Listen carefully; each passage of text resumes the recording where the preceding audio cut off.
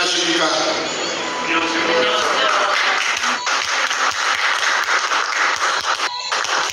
정말 더운데 오시느라 수고 많이 하셨습니다. 내 팔자가 어찌된 팔인지 나 정말 생각해도 좀 내가 이해가 안 됩니다. 이게 이 무서운 문현동 의뢰공장 찾는 일에 뛰어든 것이 제 나이 44살 때인데 10년 꼬박 10년 걸려가지고 53살 때인 2002년 3월 2일 날 꿈에도 소원했습니다. 의뢰공장 찾는 것. 의뢰공장이 조그맣지 않기 때문에 어마어마하게 클 것이기 때문에 공간이 땅속에 그 한 가닥만 연관된 한 부분만 구멍 하나만 뚫자. 그러면 그 구멍을 통해 내려가가지고 돌아다니면 다 나타날 것입니다. 그래서 10년 동안 내 가진 것을 전부 다 통틀었어요. 우리 할아버지 땅도 아니고 우리 아버지 땅도 아닌데 그 땅이 누구 땅이었냐 하면 대한항공 땅이었어요. 그런데 공항면 통한다고 하늘에서 길을 열어주더라고요. 그래서 우리 할아버지 땅도 아니고 아버지 땅도 아님에도 불구하고 그 땅에다가 소대로 구멍을 하나 뚫었어요. 직경 60cm, 깊이 16m 안반축을 하루 만에 뚫어버렸어요. 기계가 워낙 좋은 기계가 있으니까 기계 설치하는데 조립하는데 한 이틀 걸린다는 것이 3일이 걸렸어요. 그런데 D-Day를 언제 잡았느냐 하면 3월 1일로 잡았습니다. 왜냐하면 3일이 저 3월 1일 공휴일이기 때문에 국가관공서, 경찰, 시청, 구청 다 놀기 때문에. 그러니까 시끄럽다고 기계 돌아가는 소음에 시끄럽다고 민원이 발생해도 경찰도 호기가 난처할 것이고 공무원도 호기가 난처할 것이라 하는 그게 가만했죠. 그래서 그 새벽부터서 기계가 들어와가지고 조립을 해주시는데 이틀 만에 조립이 다 되어버렸으면은 3월 1일 날 그냥 아침부터서 파버리면은 오후 한 5시경에 그냥 다 완성이 된다. 한두 시간만 하면은 완성이 된다.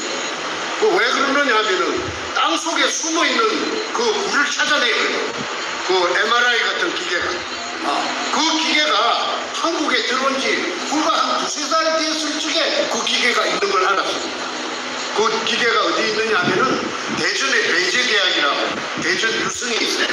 그 배제대학교가 그 하와이의 그 기독교 교민들하고 자매 결연이 돼가 있대요. 그 이승만 대통령이 만든 학교가 배제학당 아닙니까?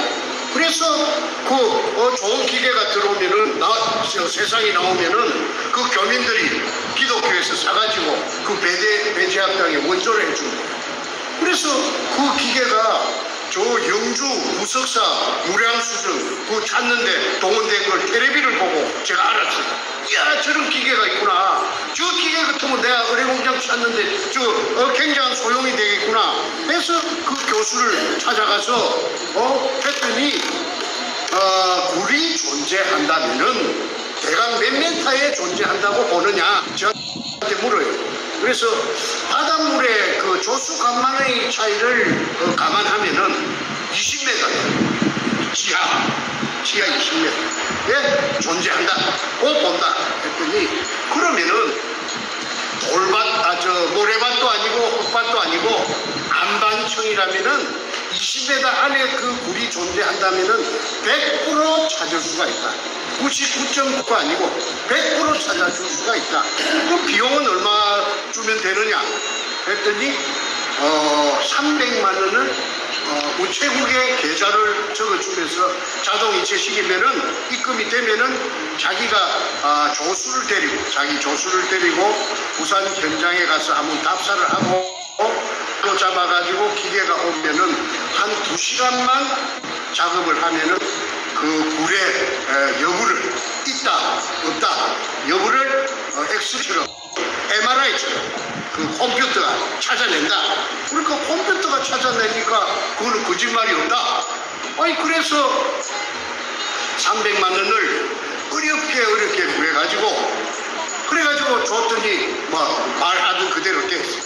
그런데 그 며칠 후에 그 서울의 그 충무로의 대한극장 앞에 만나자고 해서 갔더니 그 데이터를 주는데 컴퓨터가 찾은 데이터를 주는데 아이 땅속에 낯선 굴이 하나 잡힌 겁니다. 아니 18m예요. 아니 18m가 아니고 16m예요. 모든 굴은 바닥을 기준으로 하는 것이 아니고 천장을 기준으로 합니다. 지상으로부터. 근데 16m 밑에 굴이 딱 낯선 굴이 나타난 겁니다. 그러면 낯선 굴이라는 것은 뭘 의미하느냐 하면은 일본 의뢰공장이 한 가닥을 의미합니다. 저한테 있어서. 제가 그 박정희 대통령 이발사에게 돈을 투자해가지고 계속 해나왔기 때문에 그 근처에 대해서 내가 알거든. 기본 상식이 완전히 습득대가 있으니까 이거 일본 의뢰공장이 맞다. 그 다음에 이제 그 구경을 떨어야 됩니다. 그래서 이제 그 땅 주인이 하늘에서 아까 저한테 기회를 준다고 했던 것처럼 97년도에 IMF가 왔어요.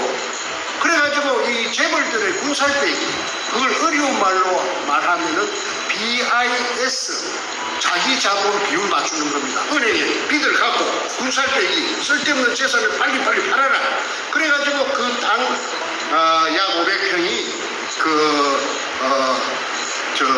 대한항공이 가지고 있다가 민간업자, 공업자, 뭐니까 건축 폐기물 처리업자, 그게 정확한 표현. 처리업자 두 놈에게 공동으로 평당 80만 원씩에 팔려버렸어요. 그래서 이제 그러면 그 다음부터 제가 불안합니다. 마음이 불안합니다. 왜냐하면은 이 민간업자들이 제가 알고 있는 학습이 된 정보를 조금이라도 캐치했다면은 자기 땅에 자기 파버리면 나는 10년 세월에 닭 쫓던 게 개꼴이 되지. 닭 쫓던 개꼴이 되지. 그래서 안절부절하고 있는데 그러니까 만나가지고 이제 부산 사람들은 의뢰공장의 어떤 전설처럼 어릴 때부터 봤어요.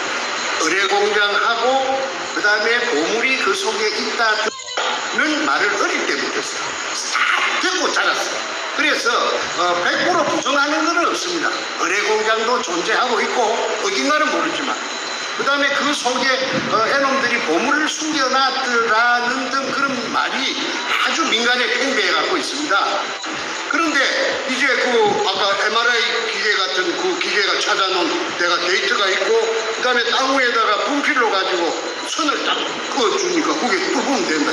그럼 이제 업자가 있어야 됩니다. 그래서 돈이 있으면은 일사천리로 그냥 착착착착 다 되지만은 돈 좀 있는 거 걸써갖고 그 장만해놓은 돈 벌써 다 고갈돼버리고 빈손이지. 그러니까 그 군영은 죽어도 떨어야 됩니다. 비가 와도 떨어야 되고 눈이 와도 떨어야 됩니다.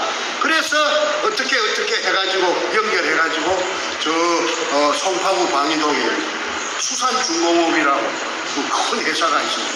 거기 6천억의 부도가 났어요. 6천억 부도가 났어요. 그러니까 회장이 죽기가 됐는데 그 다음에 6천억 부도 내고 지 재산 전부 다 빼앗기고 그 다음에 백무소 가야 돼.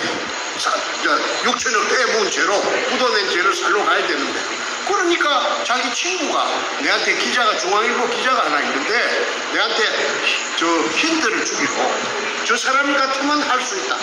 내가 가르쳐 주더란 말은 하지 말아라. 그러면서 2판, 4판, 공사판이다. 이래도 죽고 저래도 죽는데 구멍 하나 뚫으면 못 뚫겠느냐. 그래서 접촉을 했더니 내 말을 갖다가 듣고는 그 매력이 있단 말이야. 그래서 구멍을 뚫게 된 것입니다. 돈 10원도 안 들이고 땅은 빌려놔. 앞전에 대한항공에서 민간에게 IMF 오면서 불화가 됐기 때문에 그 땅 주인놈 두 놈을 설득을 해가지고 그 땅 5평을 빌려놨어요. 그 다음에 이제 부모가 떨고 온 겁니다. 차 바닥에 수족관이? 는 아니고 보호가 아닌 55인치 천장 모니터가 천연 대리석 바닥에 그래서 그 구멍이 흔들린 날짜가 2002년 3월 1일입니다.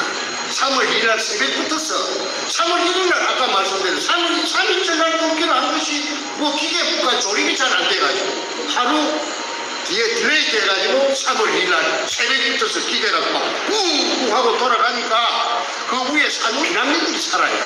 아주 영세민들이. 이 영세민들이 민원을 잡아 이어도 뭐 구청에서도 뭐 그래 나중에 한 낮때나 저때 구청에서도 오고 경찰에서도 오고 뭐 난리가 났어요. 그래도 기계를 갖다가 중단시킬 수는 없죠. 기계가 미리 딱 그 기계 기사들을 훈련을 시켜가지고 누가 그냥 뭐라 해도 그냥 아무 그 기계 끄지 말고 막 계속 돌리라. 모든 책임은 내가 다 지구만. 그래가지고 그 사람들이 저 공무원들이 오면 영장 갖고 온나 아마 구속을 시키려고 하면 구속을 시키고 배째라지 배째라. 그래가지고 오후 5시경에 아무도 예측 못하는 일이 일어났어요. 왜 그러냐면 땅속으로 기계가 이렇게 땅속을 헤비면서 깊이 들어갈수록 소리가 차츰차츰 좀 작아졌죠. 그래갖고 막판에 16m 근처에 가서 딱 숨어있는 굴하고 연결이 되는 순간에 물 기둥이 지상으로 막 차고 올라갔는데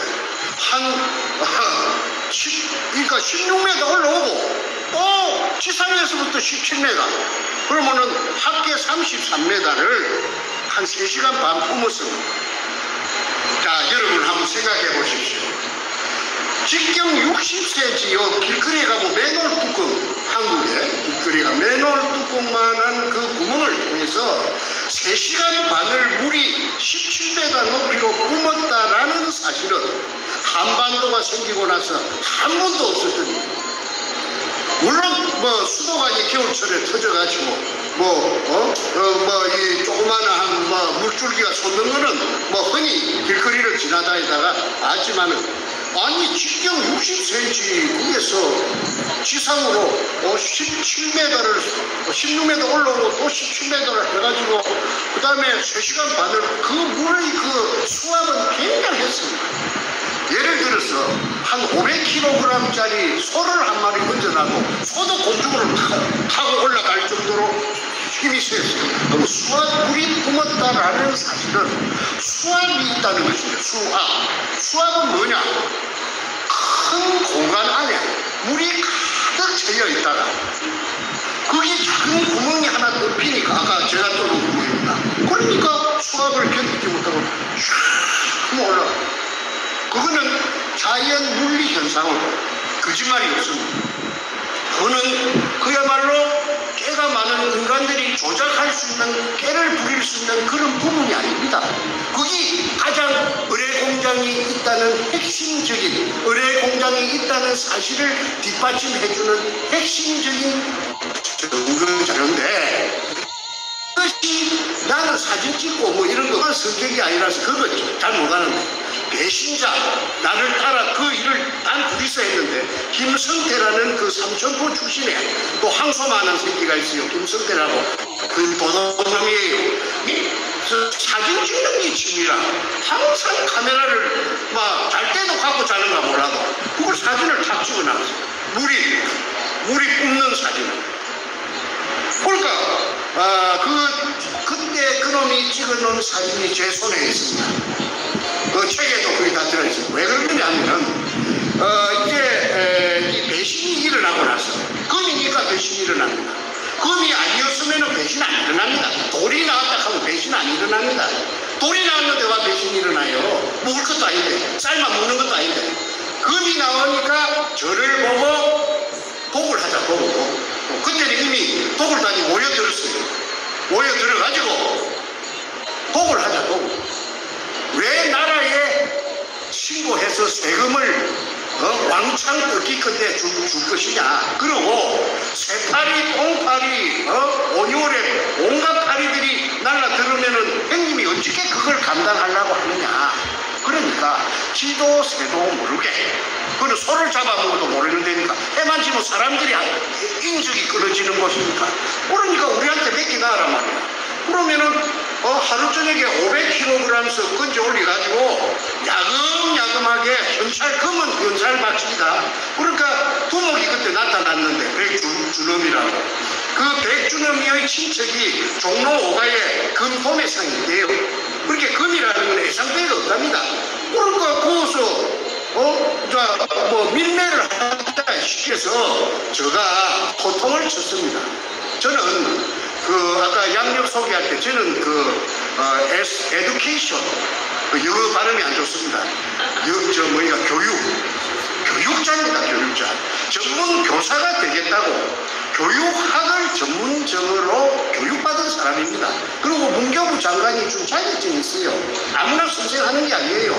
그러면은 제가 도덕군자인 채 해서가 아니고 우리 집안에 도둑놈이 없어요. 도둑질 아무나 하는 게 아닙니다. 도둑질을 해본 놈이 하고 고기도 맛있는데 많이 먹어본 놈이 잘 먹는다고. 도둑질을 해본 놈은 한 번 하고 두 번 하면 쾌감을 느껴가지고 짜릿짜릿 아마 그런 게 있는 모양입니다. 노름제이는 노름제이 쪼는 재미로 이 내하수체가 뇌에 무슨 분비물이 되는 무슨 물질이 나오는데 그게 막 아주 그냥 짜릿짜릿하게 재미 쾌락을 느낀다.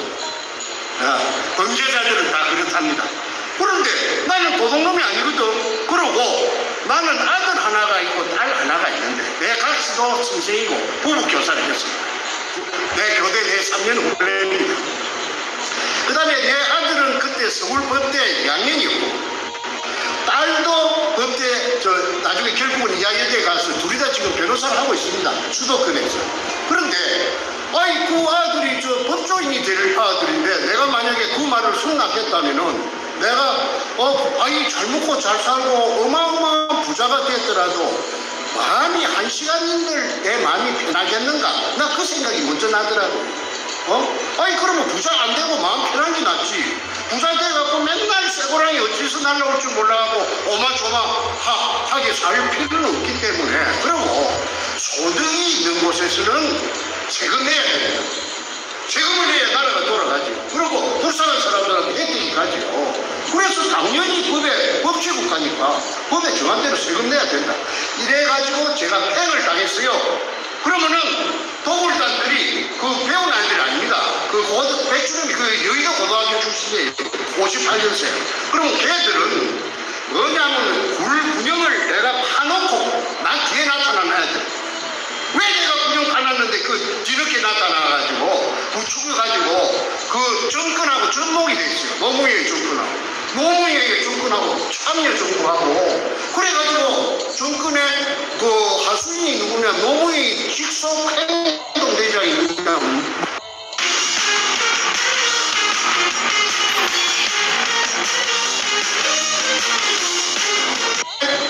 하수인이 누구냐 노무현이 직속 행동대장이 누구냐 문재인이가 그때 시민사회 수석하다가 나중에 민정수석이 됐죠.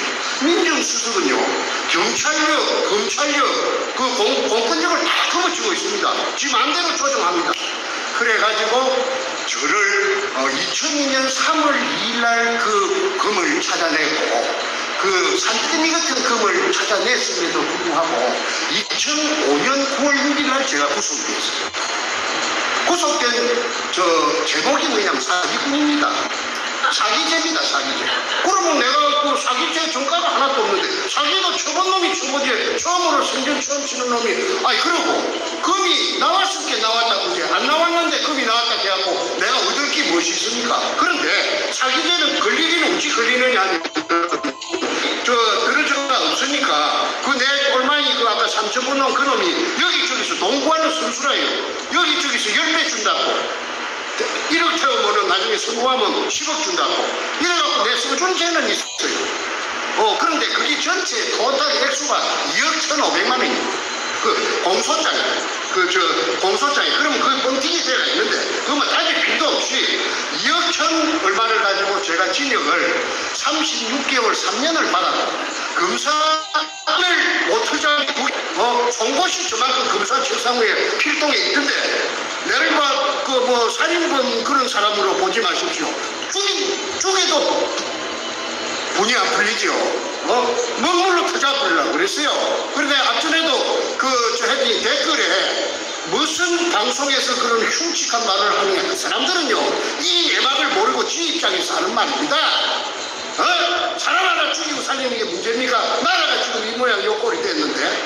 그래서 내가 그 검사 앞에서 대질신문을 하면서 그 58년차 10살 적은 놈을 검사 앞에서 들고 패는 그런 사례도 아마 대한민국에 없을 겁니다.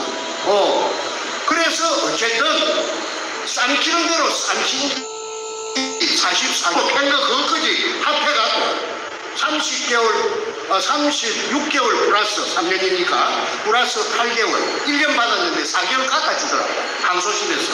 그래서 44개월 꼬박 징역을 살고 나왔습니다. 그 징역 속에서 제가 책을 한 권 썼어요.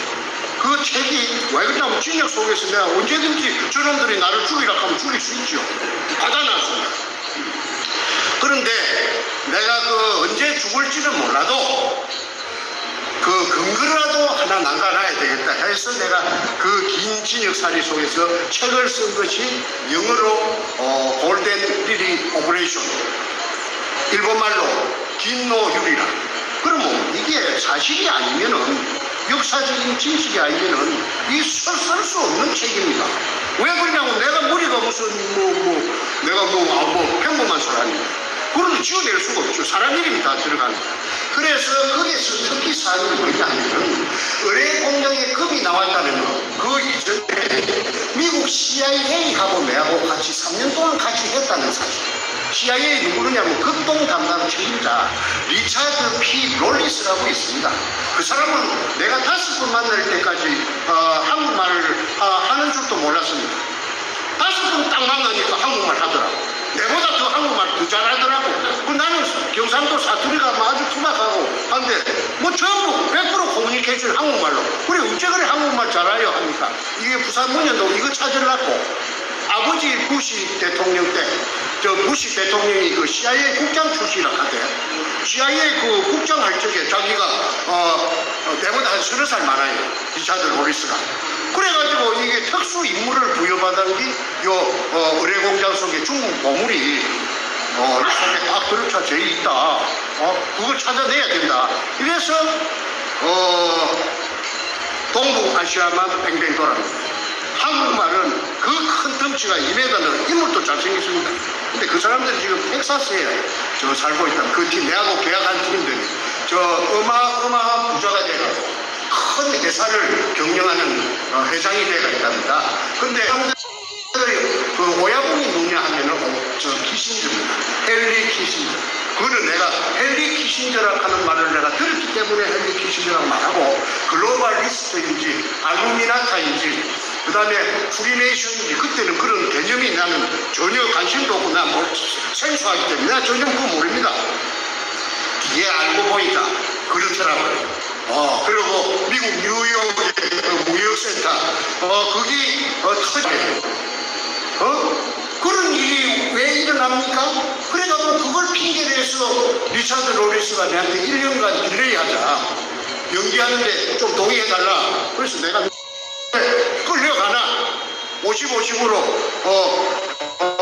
갈랐으면은 당황했으니까 당신이 손 떼라. 내가 그런 배짱은 내가 비록 국민학교 선생님밖에 안 되지만은 내가 그런 거는 단호합니다.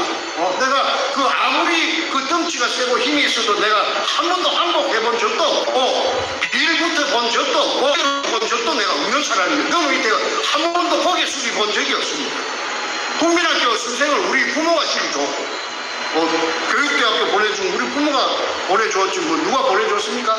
자, 그래서 미국은 손을 뜨기 만들고 50이 미국 몫으로 가야 되는데 9.11 핑계로 해서 1년간 딜레이 해달라고 하는 것을 내가 해약을 갖다가 원천무효로 시키고 그 다음에 100%를 전부 다 한국에 찾아내면 한국에 전부 몫이되도록 한 거 아닙니까? 그런 애국자가 어디 있습니까? 내 자아자찬하는 게 아니고 그게 만약에 사실이라고 하면 미국으로 50%가 가야 될지 내가 못 가게 내가 배짱을 가지고 내가 팅가내해 버렸습니까?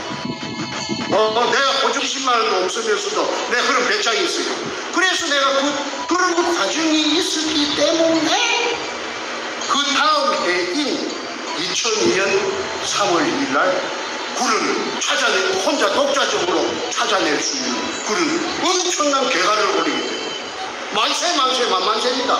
그런데 이거 똑같이 보고 있었던 것처럼 배신이 일어나고 도굴단들이 모여 들어가고 국가에서 또 허가 내놓은 것처럼 허가 받은 것처럼 그러니까 뭐 지혜법거리라고 하나 이리 도둑놈들이 설치고 땅 주인을 끌어들이고 난리굿을 칩니다.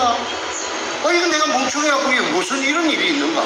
청와대 그 당시에 청와대 여성 담당 비서관이 신낙균이라고 하는 민주당 최고위원회 친자매가 아닌 신필구이라고 48년생인데 독일 박사랍니다. 결론발이랍니다. 저 어릴 적에 소아마비 알아가지고 그 여자가 청와대 여성 담당 김대중 때 비서관을 했어요. 2002년 그 봄에 일입니다. 그 여자가 현장에 이 사진을 찍혔어요. 고사를 지내는데 돼지 대갈배에 놓고 저 수박을 잘라놓고 무당이 한 10명이 와서 큰 것을 했는데 그게 사진이 내 손에 들어왔죠. 그러니까 손에 들어온 이야기는 내가 조금 이따 요 다음에 요거 한 페이지 넣어가는 거 같아요. 이래가지고 왜 그럼 그 여자를 간보이갖고 온 놈이 한 놈 있는데 그게 그 당시에 서울경찰청 차장 김기영이라는 선수예요. 큰 말똥 2개랍니다. 사복을 양복 입고 왔는데 그러면 그러한 사실이 어떻게 내 귀에까지 들어왔느냐 하면 그 두목 백주는 그 몰려온 인부들을 비롯한 여러 구경꾼에게 저거는 청와대에서 내려온 저 여자는 신필규이라는 청와대 여성 담당 비서관이다. 김대중이 비서관이다. 그 다음에 그 남자는 한보해갖고 서울경찰청 차장 김아무개다 하고 막 떠들었어요. 그래 떠드는 거는 효과음을 보려고. 왜 그러냐면 나라에서 자기를 이게 범죄가 아니고 국가에서 자기를 보호해준다. 허가를 떳떳한 것이다. 정충재는 폐행당했다. 이래갖고 선전을 하니까 내 행정관 그지 찾아가 따라 붙었다. 도굴단에. 그거는 도굴단의 모든 서류가 2차에 걸쳐서 내 손에 나옵니다. 내부 문건이. 그래서 내가 거기에 보고 내가 알았죠. 깜짝 놀랄 일이죠. 내 행정관들은요, 그 앞에서는요, 행정관도 소용없어. 내가 그 집에 큰아들인데, 이 두 놈의 새끼가 그랬죠. 한 놈은 지금 찌녁 살고 있어요. 신나통 들고 들어갔던 놈이 그 넷째입니다. 지금 나이가 61살이거든요. 이야기를 앞전에 그 방송을 태평 TV에서 여러 번 했기 때문에 세세한 그런 이야기는 안 하겠습니다. 어째서 노무현이나 참여정부가 청와대가 상상도 못할 금도굴단하고 접목이 되는가. 요게 오늘 초점을 맞춰갖고 제가 주어진 분량이 1시간인데 가능하면 1시간에 마치도록 제가 노력을 해보겠습니다. 우리 담배부터 하나 피우자. 그쪽도 노담이신가 봐요? 모태 노담이에요. 시간인데 가능하면 1시간에 마치도록 제가 노력을 해보겠습니다. 노무현 이야기 조금 하겠습니다. 내가 하도 억울해서 내가 저 다큐멘터리 작가고 내가 시사 작가니까 내가 그 전공이 저 탐정 도둑놈 잡는 내가 전공이에요. 내가 잘해요 그런 거는. 그래서 내가 추적을 했더니 전라도 장흥에 전라남도 장흥에 살던 노판숙이라는 사람이 있었는데 일본의 기안동무나 해방되고 지금 동네 전라도로 찾아왔어. 그런데 노무현이가 뭐 한 3살 되고 그 다음에 저세이 노건페이라고 하는 게 7살 때인가 뭐 8살 때인데 48년 10월 18일이라고 기억됩니다. 여수 반란 사건이 일어났어요. 여수에 주둔하고 있던 그 일개 연대병력이 그 제주도의 그 4.3 사건을 토벌하려고 그 군함이 여수항에 와서 대기하고 있는데 그가 총을 거꾸로 들이대가고 반란군 저 대장들이 이렇게 선동을 해가지고 그래가지고 전라남도 일대가 순식간에 반란군에 장악됐습니다. 근데 노판수리가 노무현 저 애비가 뭘 했느냐 우편 배달부를 했어요. 시골에서. 우편 배달부는 그때나 지금이나 아마 자전거 타고 다니는 모양이에요. 자전거를 타고 자기 배달 구역에 사는 그 상대 우편 농민들 면민들 집을 다 알지요. 저 집에는 아들이 육군 상사고 저 집에는 순경 갔고 다 알지요. 다 나지요. 숟가락이 몇 개 깨고 고무시 고무시 그래서 반란군들에게 다 보자질로 해갖고 발라버린 겁니다. 그러니까 반란군들이 저녁에 자는데 들어가가지고 찌개가지고 불러내갖고 한 곳에 모아갖고 다 죽여버렸어요. 그러면 그 죽은 가족들한테는 그 노판수가 원수가 됩니다. 그런데 내일 정부군이 들어옵니다. 이승만의 군대가 들어옵니다. 국방군이. 그러면은 죽어 남아있으면은 바로 1차적으로 타겟가 된다는 거 아니까 5월 5시를 택해가지고 캄캄한 그 밤에 동네를 기도새도 모르게 한밤중에 빠져나옵니다. 남부여대 해가지고. 그 다음에 노무이 손잡고 이래갖고 밤 되면은 걷고 낮에는 덤불 속에 숨고 이래가지고 경상도 땅으로 건너왔어요. 예. 이거는 지금 공개 안 된 이야기입니다. 그래가지고 동쪽으로 될 수 있는 건 전라도 쪽에서 멀어져가지고 간 곳이 김해 진영읍 봉안입니다. 봉안이는 뭐 하는 동네냐 하면은 봉수대가 있던 말이야. 봉수대가 옛날에 대구의 임금님한테 전달하는 통신수단이 그 봉수불 피우는 거 아닙니까? 그 봉쇄바위 위에가 그쪽에 평야지대인데 그 높은 산이 그게예요. 그렇게 그걸 그거 피우는 봉화 피우는 밑에 동네라고 봉화입니다. 진영은 봉화입니다. 그런데 그게가 역전거리라는 파발마를 띄우고 파발마가 교통수단이 없으니까 서울까지 전달하는 말이 지치면은 말 크게 반납하고 또 새 말 힘이 좋은 말로 바깥 특히나 경상도 쪽에는 형들이 그 동네 구에 와서 산다고 그러면은 그거 못 살게 합니다. 아주 터세가 셉니다. 아주 비난하고 가난했던 모양이에요. 그런데 부산 상고를 갔죠. 부산 상고를 학교가 좋은 학교입니다. 부산고등학교, 경남고등학교 다음에는 부산상고입니다. 머리가 나쁘면 못 들어갔어요. 그런데 은행원이 되는 게 목적입니다. 고등학교 학벌이 최후의 학벌이 부산상고 조립돼. 고등학교 나온 놈이 10년 동안 쪼아가고 처음에 붙었다 하는 거는 우리가 그 노무현이라는 인간의 어떤 집념이라고 할까 왜 안 되겠습니까? 그래서 대전지법의 판사가 됐는데 관리를 1년 정도 하다가 사퇴를 했어요. 월급이 쫓겨나니까 그 대식구들을 미기 살릴 길이 없어요. 그래서 부산 내려가고 변호사를 하면서 문재인하고 만난 겁니다. 그래서 문재인은 말하자면 노무현의 영원한 똘망입니다. 오복. 그런데 재밌는 이야기가 노무 얘기가 세상의 그 친구들에게 또는 기자들에게 공개한 적이 있어요. 무슨 문장처럼. 그게 지금 내가 들려드리는 이 말씀이 노무현이가 어떤 인간인가 하는 것을 이 계산해 보는데 자료재해 보는데 큰 도움이 됩니다. 왜냐하면 노무현 집이 찢어지게 가난하니까 노금평이하고 같이 인원을 했어요. 행지관들이. 야, 형아, 우리 가정 형편이 이리 가난해가 되겠나? 좀 우리도 형편이 좀 풀려야 될까? 아이가? 그래, 맞다. 그거 어째야 되겠노? 하니까, 그러지 말고 우리 뒤에 산이 좀 있잖아. 그 산에 감나무를 좀 심자. 땅감이 유명합니다. 아마 땅감이 한국에서는 제일 유명합니다. 지정당. 그래서 묘목을 그럼 사야 되는데 묘목 살 돈이 어디 있노? 내가 책임질게. 형님은 내만 따라붙어라. 해가지고 어느 날 밤에 김해 임업시험장이라고 합니다.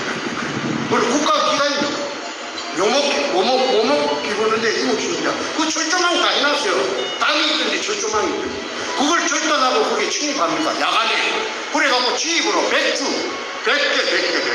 원한들을 훔쳐가지고 갖고 와가지고 가수 그 산에다가 심어갖고 그게 실제로 그 몇 년 후에 그 가게에 큰 도움이 되었다고 스스로 이야기합니다. 자, 그 이야기 제가 하나 다 소개했습니다. 그러면 그것이 현행법으로 빠진다는 특수절도입니다. 야간에 밤에 절단하고 침입해갖고 국가 물건을 훔쳐갔으니까 그 예사로운 일이 아니죠. 그 엄연한 범죄의 일이죠. 도둑질이죠.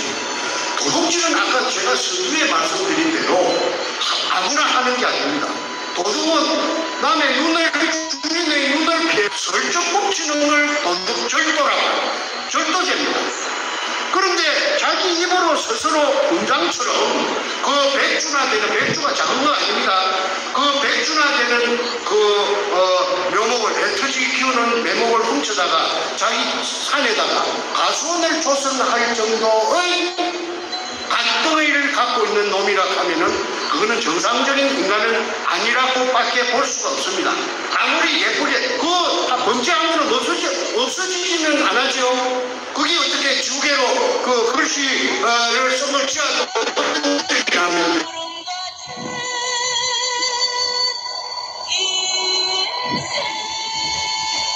캐치를 했습니다. 그 인터넷 지금 내 전화기 속에 있습니다. 그 작은 이야기가 뭘 의미하느냐 하면은 노무현이라 하는 그 작자의 아이덴티티, 정체성을 나타낸다고 저는 여러분에게 소개해 드립니다. 이 방송이 지금 전 세계 나가는 거니까 내가 거짓말하면 안 되죠. 내가 책임질 만할 이야기하죠. 그런데 작은 뱃살 버릇이 여든까지 간다. 우리 한국에서 한국인의 피를 받아갖고 성장한 사람들이라면 전부 그 말을 세살 버릇 여든까지 간다는 거 모르는 사람은 없을 테고, 하늘 도둑이 소도둑 된다. 그 틀렸죠. 열어가지고 기라봤지만도 도둑놈 되라고 지도 너 커서 큰 도둑놈 조세영이 같은 거 그런 거 돼. 그런 부모는 아마 저는 없을 것이라고 봅니다. 그런데 도둑은 타고납니다. 그래서 그 새끼가 도둑놈이 그 판사가 되었고 또 변호사가 되어갖고 내가 다큐멘터리 작가로서, 실화 작가로서 내가 스스로 찾아내가지고 그 정보를 찾아내갖고 발로 갖고 뛰다니면서 동쪽 서쪽 남쪽으로 뛰다니면서 박정희 대통령 그 이발사를 만났고, 그 이발사가 그 이전에 그서 운영을 하고 있는데 내가 그게 돈을 3억을 투자를 해가지고 100분의 10을 받고, 근데 그 사람은 영 희망이 없어요. 그 사람 하는 짓이 틀려먹었어요. 무식해서. 그래서 내가 독자적으로 대한항공땅에다가 그게 IMF 97년도 IMF 오는 바람에 5평을 빌려가지고 구멍을 뚫어서 그 구멍이 뚫리면은 금군형이라 일본 글자 세자가 지키가 있는 이등추, 일본말로 이또추라 하는 그 글자가 지켜가 있는 향토색 마다리 속에 중국에서 돈처럼 쓰던 50g짜리, 250g짜리, 500g짜리 금화가 아니고 금편이 잠수함 26척에 실려, 잠수함 26척에 실려갖고 1차 왔다는 말을 내 리차드 로리스한테 들었어요. 미국 CIA가 장난하는 데 아닙니까? 세계에서 최고의 정보망을 갖고 있고, 그 사람들은 내가 한 3년은 겪어보니까 그 사람들은 어려운 사람들이 아니라 빈틈이, 깨미 구경만큼도 빈틈이 없는 사람들이에요. 아주 친밀해요. 사람 말을 믿고 그래 믿어줄게, 그거 아닙니다. 자기네들이 전부 그 말을 또 검증을 해요. 이 말이 틀리는 말인가 맞는 말인가를 샅샅이 검증하는 것이 미국이라 하는 걸 내가 그때 세상에서 처음 겪어본 그 미국 CIA를 통해서, 그래서 CIA를 내가 팅간내버렸어요. 그래서 했는데 그 다음 도둑놈이 나타난 것이 한국의 대통령이 도둑놈이 돼가지고, 그놈이 쉽게 말해서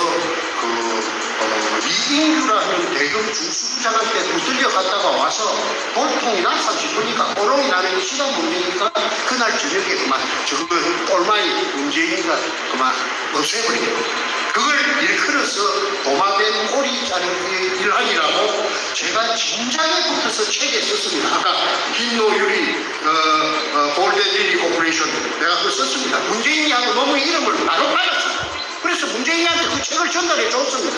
내가 직접 준 게 아니라 직접 전달해 줄 수 있는 사람에게 줘갖고 전달됐다는 걸 확인했습니다. 그런데 그 외에도 내가 쓴 글을 무시무시한 글을 전달해도 저놈은 대응하지 않습니다. 나에게 대응하라. 우통 벗고 좀 나서줘라. 나를 좀 잡아 이어주라 하는 그런 판을 크게 벌리라. 오프닝 장에서 무대에서 이렇게 홀링하는 겁니다. 올라와 이 국민들을 보는 데서 넉항 이항 한번 맞짱을 한번 주자. 내가 할 수 있는 건 그것밖에 없습니다.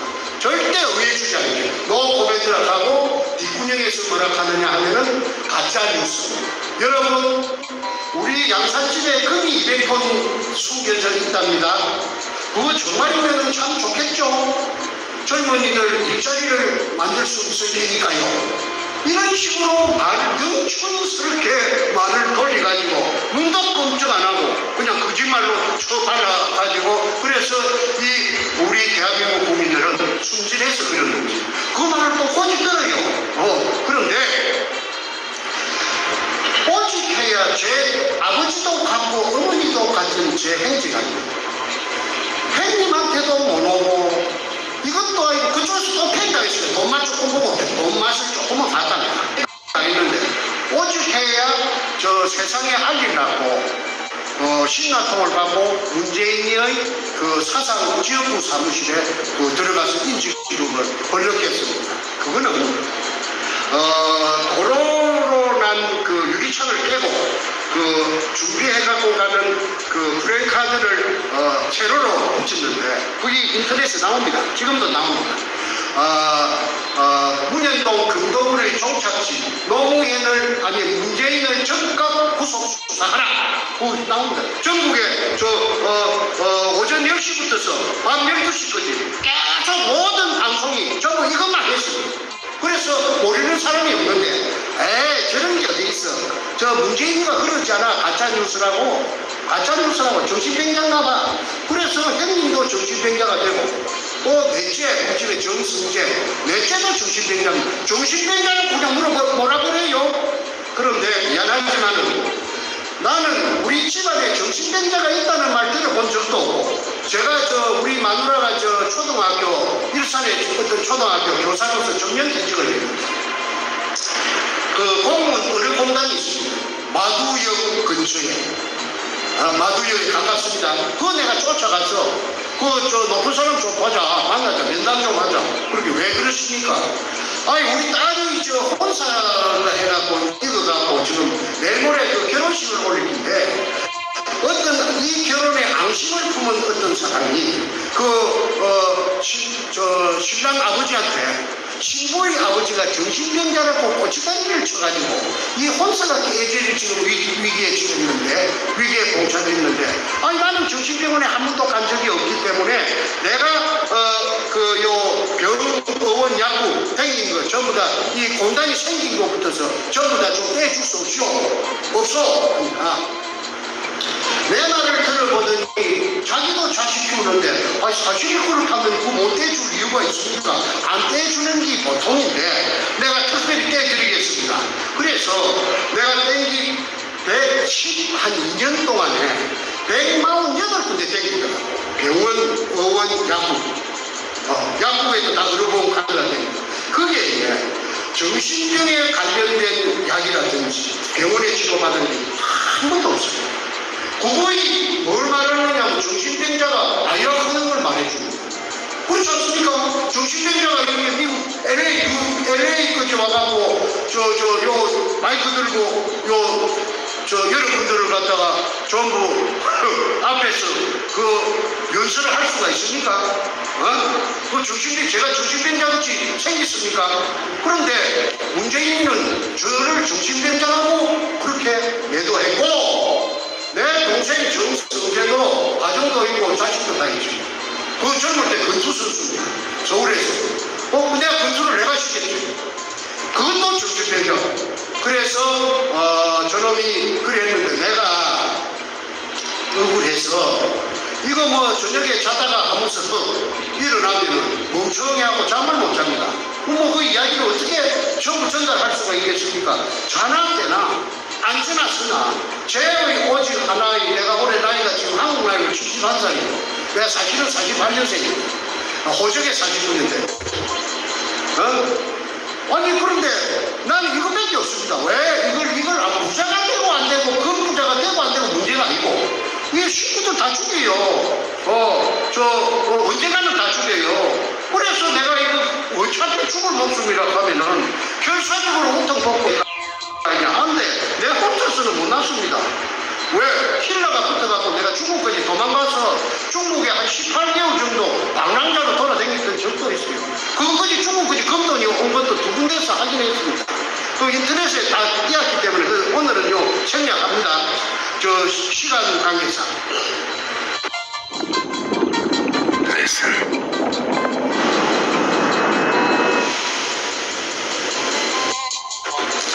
김일성이라 하는 이 저하고 나이 차이가 나는 이분을 태극기 집회에서 우연히 소문을 듣고 미국 교민이 대단히 가만히 가서 문재인이 보고 막 쉐리 포문을 열고 막 되나 안 되나 막 쉐리 퍼붓는다고 그래.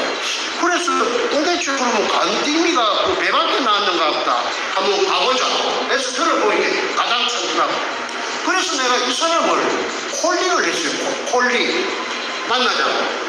이래가지고 만나가지고 이야기를 하니까 한국 사람들은 두 가지 부류로 나눕니다. 이 이야기를 하니까 아이고 저는 무서워서 안 할래. 떠봐야지요. 그 자료를 좀 주세요. 그러고 난 뒤로 전문가들을 내한테 붙이더라고.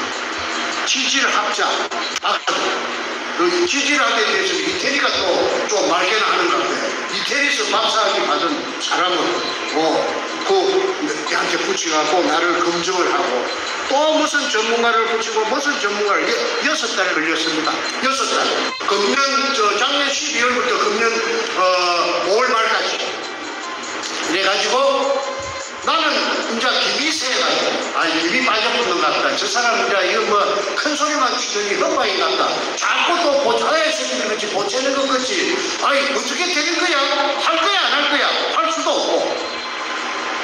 숨이 막힐 지경인데 이거 도망갈라 해야 도망갈 데도 없고. 내가 죄 지은 게 뭐 있나요? 검 찾아낸 죄밖에 없습니다. 나는 구멍 뚫은 죄밖에 없습니다. 남들이 못하는 걸 내가 했습니다. 한국 사람들이 그 땅 위에 얼마든지 많이 지나다니는데 한 번도 못한 걸 한국 사람 5천만이라고 치고 5천만 중에서 내 혼자가 내가 우리 할아버지 땅도 아니고 아버지 땅도 아닌데다가 60cm 지하 16m 운영을 해가지고 사장님 했습니다. 그럼 대국에서 잠깐만